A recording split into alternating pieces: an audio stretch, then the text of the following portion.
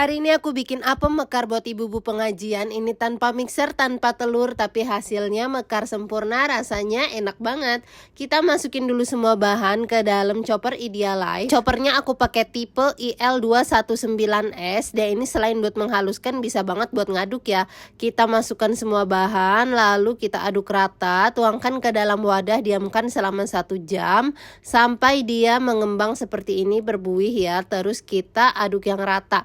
Ditambahkan baking powder ya, jangan lupa aduk rata. Habis itu aku bagi dua bagian, satu warna pink, satu hijau. Siapkan kompor induksi Idealife tipe IL201A. Dia ini pemakaiannya gampang, tinggal dicolokin dan juga low watt. Lanjut kita kukus, panasin kukusannya, lalu kita kukus 20 menit dengan api besar pakai kaserol dari Idealife tipe IL22B. Udah matang, kita angkat. Jadi deh apem mekarnya, jangan lupa cobain ya. Ini enak dan gampang banget, cocok banget buat ide jualan ataupun buat sajian pas acara arisan atau pengajian. Ini rasanya enak banget. All cookware di video aku beli di Idealife.